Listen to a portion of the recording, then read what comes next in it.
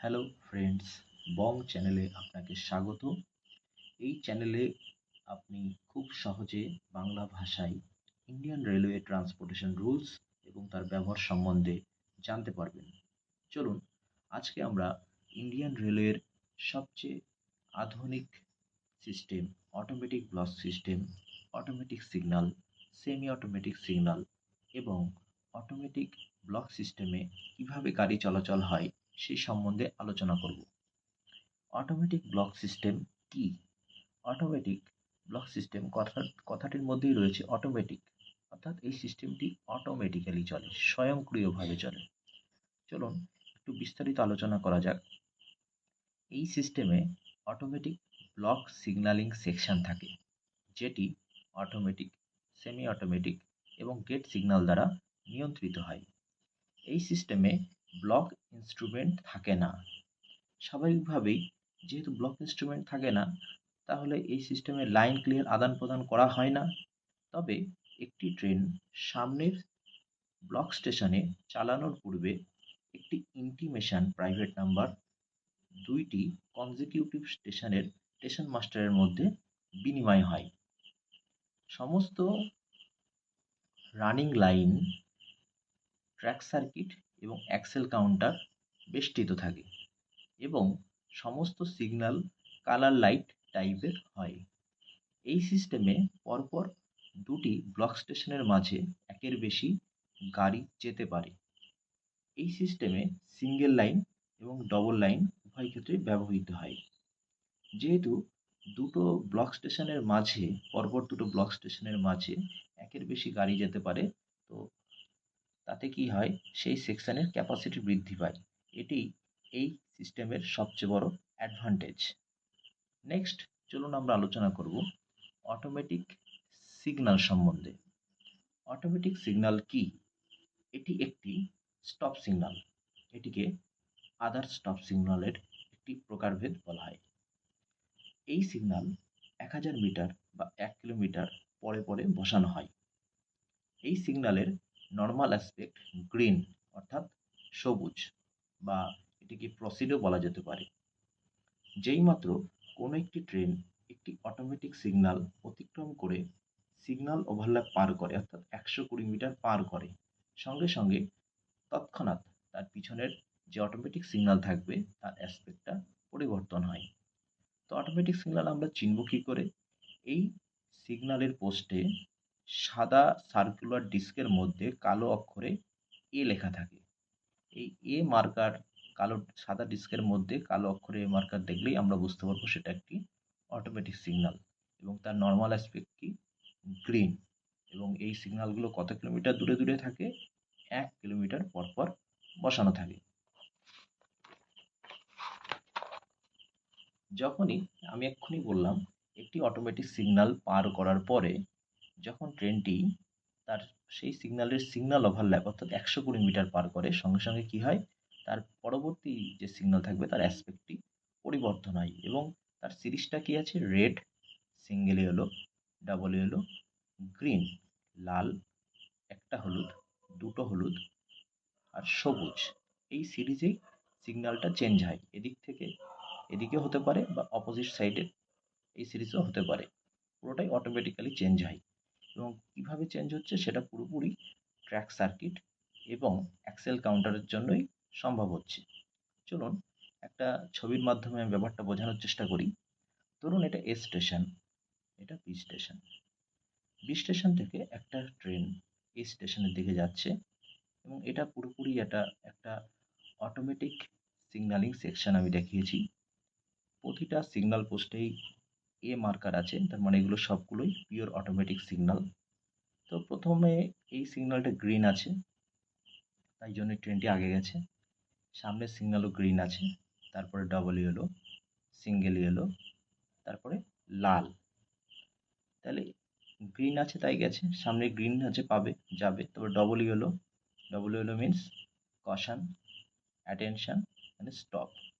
এবং যখনই এই ট্রেনটি, এখানে দেখুন এই সিগন্যালটা গ্রিন আছে পার করলো, এর সামনে যে সিগন্যাল ওভারল্যাপ 120 মিটার যেই পার করবে, সঙ্গে সঙ্গে এটা তো লাল হয়েই যাবে, সঙ্গে সঙ্গে পরের সিগন্যালের অ্যাসপেক্টটাও পরিবর্তন হয়ে যাবে।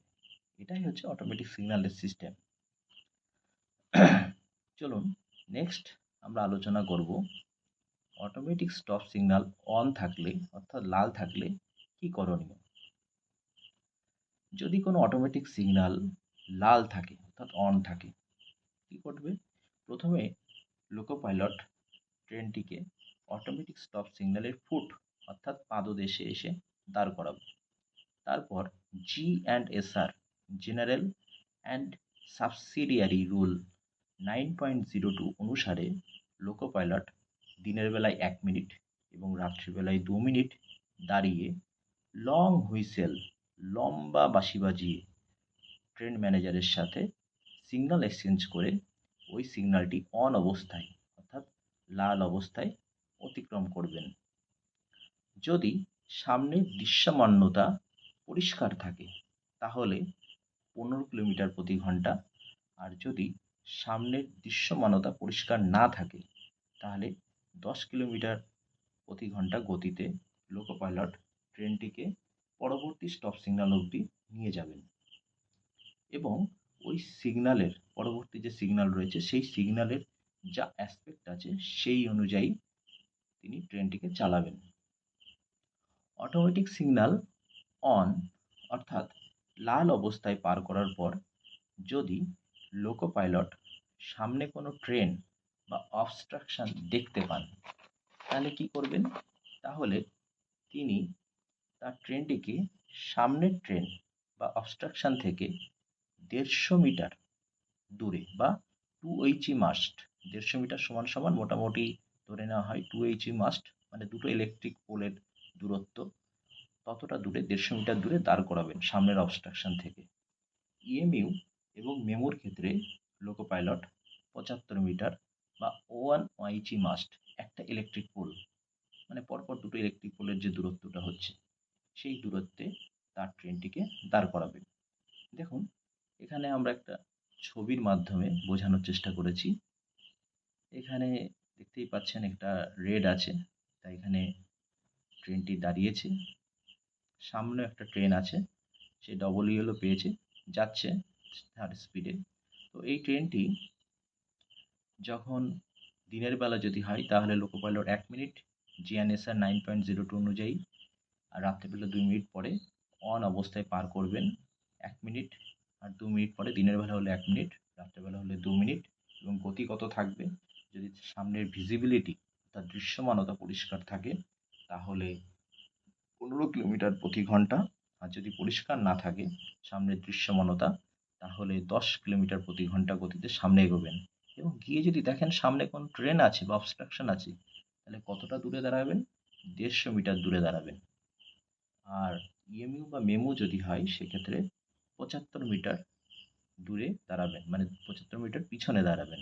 আর নর্মাল ট্রেন হলে 150 মিটার দূরে দাঁড়াবেন। নেক্সট আমরা আলোচনা করব অটোমেটিক সিগন্যালিং সিস্টেমে বা অটোমেটিক ব্লক সিস্টেমে প্রোটেকশন কোন নিয়মে করা হয়। চলুন একটু বিস্তারিত আলোচনা করি। অটোমেটিক ব্লক সেকশনে কোনো ট্রেন অ্যাক্সিডেন্টের কারণে বা অন্য কারণে 15 মিনিটের বেশি দাঁড়ালে বা ডিটেইন হলে ট্রেন ম্যানেজার বা অর্থাৎ গার্ড ট্রেনটির পিছনে যথাক্রমে 90 মিটার, 180 মিটার ও 190 মিটার দূরত্বে ট্র্যাকের ওপরে ডিটোনেটর বসাবেন এবং লাস্ট ডিটোনেটর যেটা 190 মিটারে রয়েছে সেখান থেকে 45 মিটার দূরে লাল হ্যান্ড সিগন্যাল, মানে লাল ঝান্ডি, লাল পতাকা দিনের বেলায় হলে, আর রাত্রিবেলা হলে লাল ফ্ল্যাশিং লাইট নিয়ে দাঁড়িয়ে থাকবেন।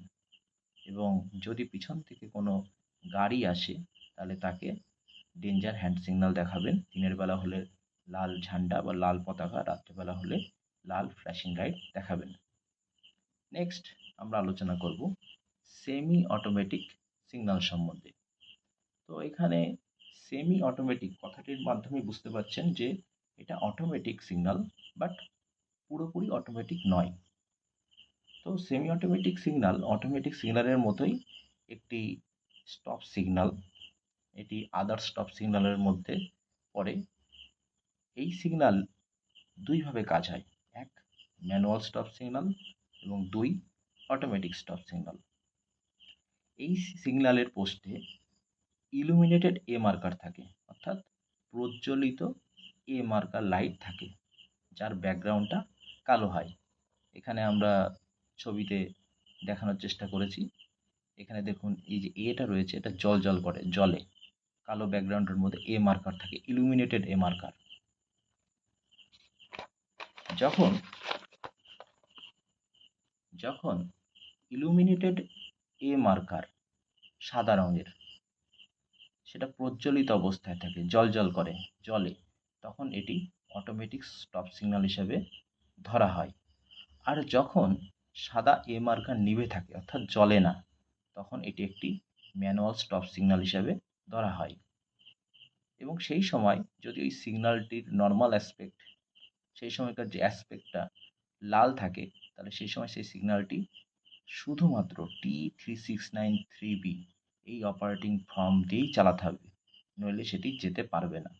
আর যদি এ মার্কার জ্বলে থাকে, তাহলে ওই সিগন্যালটি, অর্থাৎ ওই সেমি অটোমেটিক সিগন্যালটি একটি অটোমেটিক সিগন্যাল হিসেবে ধরা হবে এবং লাল অবস্থায় একদম সেম টু সেম GNSR 9.02 অনুসারে দিনের বেলা 1 মিনিট, রাত্রেবেলা 2 মিনিট দাঁড়িয়ে লম্বা হর্ন দিয়ে দিনের 15, যদি সামনের দৃশ্যমানতা পরিষ্কার থাকে 15 কিলোমিটার প্রতি ঘন্টা, আর যদি পরিষ্কার না থাকে 10 কিলোমিটার প্রতি ঘন্টা গতিতে সামনের স্টপ সিগন্যাল অবধি কশাসলি লোকো পাইলট এগিয়ে যাবেন। এই সিগন্যাল সাধারণত approach stop signal, departure stop signal এবং লেভেল ক্রসিং গেট সিগন্যাল হিসেবে দেখতে পাওয়া যায়।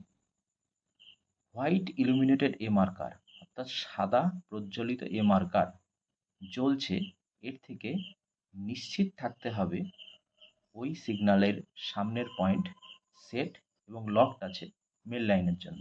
অর্থাৎ কোনো একটা সেমি অটোমেটিক সিগন্যালে যদি এ মার্কার জ্বলে থাকে, বা অটোমেটিক সিগন্যালেও যদি এ মার্কার জ্বলে থাকে, এটা নিশ্চিত থাকুন আপনি যে সামনের পয়েন্ট সেট এবং লকড আছে। ঠিক আছে, আজকে তাহলে এখানেই শেষ করছি। ভিডিওটি সম্পূর্ণ দেখার জন্য ধন্যবাদ।